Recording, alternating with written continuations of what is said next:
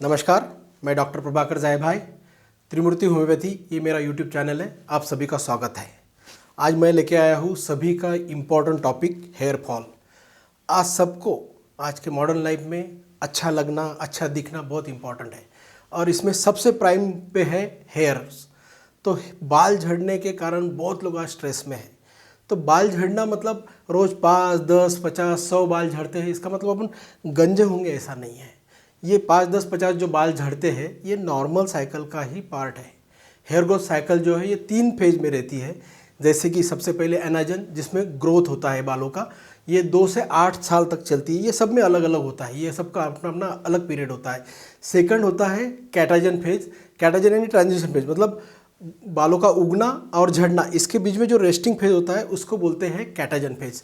और तीसरा होता है टिलोजन। ये 2 से 4 महीने तक चलता है। इसमें बाल रेस्ट करके झड़ जाते हैं।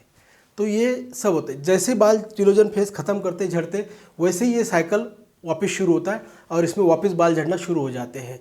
तो बाल झड़ते हैं और उगते हैं, मतलब रोज़ 5-50 बाल भी झड़े अपने तो अपन गंजे नहीं होते। इसलिए ये सब बाल झड़ने के लिए अपने को कोई ट्रीटमेंट की ज़रूरत नहीं है और ये नॉर्मल ही है कि 5-50 बाल झड़ रहे रोज़, ये नॉर्मल है।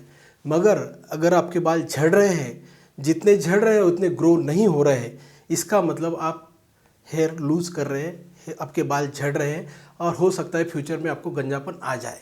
तो इसके लिए हमको खबरदारी करना चाहिए। तो बाल झड़ने के 2 टाइप्स होते हैं, एक एंड्रोजेनिक टाइप, दूसरा होता है टेलोजेनिक टाइप। एक परमानेंट हेयर लॉस होता है और दूसरा टेम्पररी होता है। तो ये जो परमानेंट वाला जो है ये होता है जेनेटिकली आता है और इसमें हम एंड्रोजेनिक एलोपेशिया में देखते हैं कि मेल में जो आगे से बाल जा रहे हैं या ऊपर से जा रहे हैं, ये मेल का एक स्पेसिफिक पैटर्न होता है जिसमें पैटर्न बाल्डनेस बोलते हैं। या फीमेल में ऐसा कोई पैटर्न नहीं होता है, उनका ओवरऑल स्काल्प पे जो है ना हेयर लूज हो जाते हैं, जिसको हम कभी कभी क्रिसमस ट्री पैटर्न भी बोलते हैं। उनका ओवरऑल सब तरफ हेयर बाल जाते हैं, मेल के जैसा उनका पैटर्न में बाल नहीं जाता है। तो ये हो गया एंड्रोजेनिक। और दूसरा होता है टेलोजेनिक इफ्लुएम, जो कि टेम्पररी बाल जाते हैं। इसमें कभी कभी न्यूट्रिशनल डिफिशिएंसी या कोई बीमारी हुई, जैसे टाइफाइड के बाद बहुत सारे लोगों के बाल जाते हैं, या लंबे समय तक बुखार या कोई भी बीमारी में झड़ रहे हैं, जिसमें खाना नहीं जा रहा है, जिसमें स्ट्रेस है, किसी फैमिली में कुछ प्रॉब्लम है, फाइनेंशियल प्रॉब्लम है, तो ये सब में जो होता है वो टेलोजेनिक इफ्लुएम होता है और ये टेम्पररी बाल्डनेस है और ये रिकवर हो जाता है। ये कभी कभी अपने आप होता है, कभी कभी कॉज करेक्ट किया तो हो जाता है। अभी अपन ने देखा कि एंड्रोजेनिक एंड टेलोजेनिक जो टाइप है ये हो गए 2 टाइप बाल्डनेस के। अभी अपन मुड़ते हैं हेयर फॉल के कारण क्या होते हैं। जब तक अपन कारण नहीं समझेंगे तब तक अपन इसको ठीक भी नहीं कर पाएंगे। तो सबसे इम्पॉर्टेंट टाइप है जेनेटिक यानी कि एंड्रोजेनिक टाइप, जिसमें क्या होता है कि इनिशियली आपके बाल थीन उगना शुरू हो जाते हैं। जब अपने को समझ में नहीं आता है कि ये बाल थीन उगना शुरू, मतलब इसका ब्लड सप्लाई कम हो रहा है या न्यूट्रिशनल डेफिशिएंसी है, इसके कारण ये बाल मिनिचराइज, मतलब बालों का जो ग्रोथ है वो स्लो हो जाता है, या फिर बाल एकदम थीन उगना शुरू हो जाते हैं और धीरे धीरे ये बाल चले जाते हैं और ये रिकवर नहीं होते हैं। सेकंड कॉज है इसका न्यूट्रिशनल।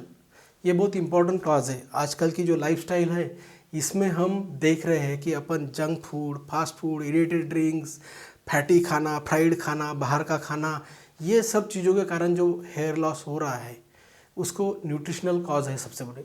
और एक कॉज इंपॉर्टेंट है हार्मोनल कॉज। जैसे अपने को आजकल फीमेल्स में बहुत कॉमनली थायराइड या फिर पीसीओडी, पॉलीसिस्टिक ओवरी डिसीज़, ये 2 हार्मोन्स की वजह से भी अपने को हेयर लॉस होता है। जैसे इसको रिकवर कर लेंगे हेयर फॉल कम हो जाएगा। और आजकल की मॉडर्न लाइफ में बहुत सारे अदर कॉजेज़ भी है, जैसे कि हेयर स्टाइलिंग करते हैं आजकल।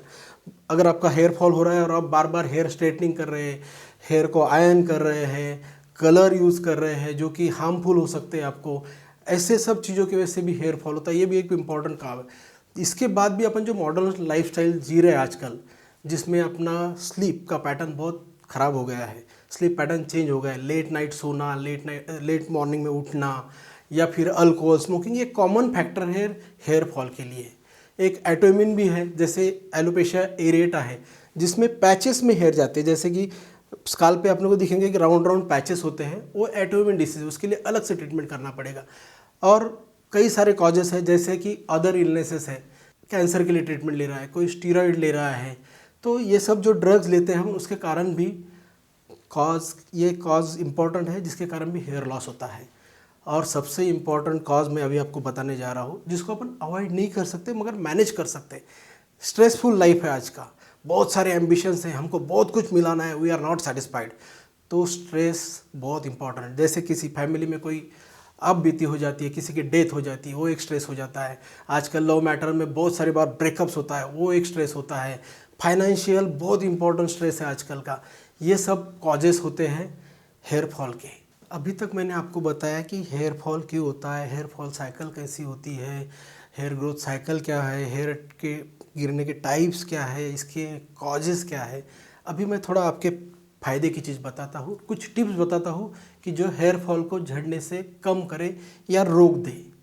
तो ये मैं टिप्स आपको कुछ दे रहा हूँ। जैसे कि हम बालों को धोते हैं तो बहुत गर्म पानी या बहुत ठंडा पानी यूज़ ना करें। एक अपना सादा कोमट ल्यूकवार्म वाटर से बाल धोना चाहिए। और हेयर मसाज बहुत ज़रूरी है, मगर ऐसा रगड़ रगड़ के उसको ना धोए, थोड़ा जेंटली मसाज करें, थोड़ा ऑयल लगाए। और वो ऑयल भी चिपचिपा ना करे, नहीं तो चिपचिपे बाल हो जाएंगे तो उसको धोने के लिए शैम्पू और वो भी बहुत ज़्यादा लगेंगे, उसमें बाल ड्राई हो जाएंगे और उस बालों को हार्म हो जाएगा। और रेगुलरली कोम्बिंग करना चाहिए, बालों को काटना चाहिए, ट्रिमिंग करना चाहिए, ये भी एक बहुत इंपॉर्टेंट टिप्स है। और अगर आपके बाल झड़ रहे हैं तो बार बार आप हेयर स्टाइलिंग ना करें, हेयर स्ट्रेटनिंग ना करें, हेयर कलर जो हार्मफुल है वो ना यूज़ करें। ये सब चीज़ें भी आपको अवॉइड करनी पड़ेगी। और मैंने जैसे पहले बताया कि आजकल का जो लाइफस्टाइल है इसमें अपन junk food, aerated drinks, sleep pattern, ये सबको भी इम्पॉर्टेंट है। क्योंकि अगर आप प्रॉपरली नींद नहीं लेंगे तो आपकी कोई भी बीमारी प्रॉपरली ठीक नहीं होगी। नींद सबसे इम्पॉर्टेंट, 6 से 8 घंटे की नींद आपको होना चाहिए। इससे हम सिर्फ हेयर फॉल ही नहीं, बाकी सब चीज़ों में भी आराम कर सकते हैं, बराबर। तो ये सब देखें, प्रॉपर डाइट ले। प्रॉपर डाइट में क्या लेना चाहिए? वेजिटेबल्स, जो ग्रीन लीफी वेजिटेबल्स है, स्पिनच है, या सीजनल फूड्स है, जो जो अपने एरिया में जो फूड्स आते हैं सीजनल फूड, वो खाना ज़रूरी है क्योंकि वो अपने लिए इंपॉर्टेंस होते हैं। स्प्राउट्स है, मटकी, चने, मूंग जो अंकुरित होता है वो सब खाना चाहिए। नॉनवेज वाले लोगों ने एग और फिश का सेवन भी करना चाहिए, ये भी बहुत इंपॉर्टेंट है।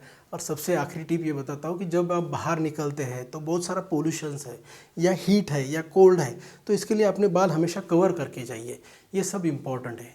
अभी मैं आऊँगा होम्योपैथिक मैनेजमेंट की तरफ कि होम्योपैथी का क्या रोल है बाल झड़नों में। तो मैं सबसे पहले आपको थोड़ा होम्योपैथी के बारे में बताऊँ। Homeopathy rest on the cause and effect relation, मतलब कॉज और इफेक्ट के ऊपर काम करती है होम्योपैथी। तो बाल झड़ना ये होगा एक इफेक्ट, हम इफेक्ट को ठीक नहीं करना चाहते, हम कॉज के जाते। तो रूट कॉज में जाके होम्योपैथिक डॉक्टर जब आपकी हिस्ट्री लेते हैं तो बाल झड़ने का क्या रीज़न है, क्या कॉज है, उसको ढूंढ के हम कॉज को ट्रीट करते हैं ताकि इंटरनली आपका हेयर फॉल कम हो जाए। और होम्योपैथी में कोई सप्लीमेंट नहीं होते, मगर होम्योपैथी सप्लीमेंट जहाँ पे न्यूट्रिशनल डिफिशिएंसी वहाँ क्या करते हैं, तो बॉडी में जो डाइट आप ले रहे हैं, जो अवेलेबिलिटी है, उसका एब्सॉर्प्शन को एनहांस करते हैं। मतलब आपके जो खा रहे हैं उसमें से जो न्यूट्रिशन है या प्रोटीन्स है या फिर मिनरल्स है, उसको एब्सॉर्प्शन ज़्यादा करते हैं ताकि आपकी न्यूट्रिशनल डिफिशिएंसी कम हो जाए। ये सब इम्पोर्टेंट। और न्यूट्रिशनल डिफिशिएंसी क्यों होती है बॉडी में? क्योंकि हेयर इंपॉर्टेंट पार्ट नहीं है बॉडी का, जैसे कि लीवर, किडनी, ये सब है। तो बॉडी में जो भी न्यूट्रिएंट है सबसे पहले जो इंपॉर्टेंट ऑर्गन उसको जाते हैं और बचा कुचा हेयर को जाता है। इसलिए न्यूट्रिएंट बहुत प्रॉपरली जाना चाहिए।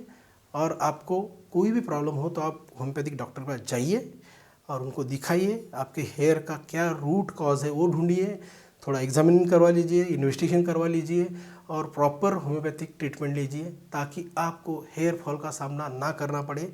अगर आपने हेयर फॉल को थोड़ा सा निग्लेक्ट किया तो आपको परमानेंट हेयर लॉस को भी फेस करना पड़ सकता है और उसका कोई इलाज नहीं होता है जब तक आप हेयर ट्रांसप्लांट ना करो। तो मैं ये आशा करता हूँ आज कि मैंने जो आपको हेयर फॉल के बारे में बताया, इंपॉर्टेंट टॉपिक के बारे में बताया, ये आपको, आपके फैमिली में, आपके दोस्तों को, सभी को इसका यूज़ हो, या आप जिस चीज़ को लगता है उन्हें फॉरवर्ड करें मेरा वीडियो, उन्हें दिखाएं। आपको लगता है ये सब इम्पॉर्टेंट है आपके लिए, मैंने आपको कोई हेल्प किया है, तो मुझे सब्सक्राइब करिए या फिर मेरे नंबर पे आप कॉल करके मेरे से कंसल्टेंट में ले सकते हैं। Thank you.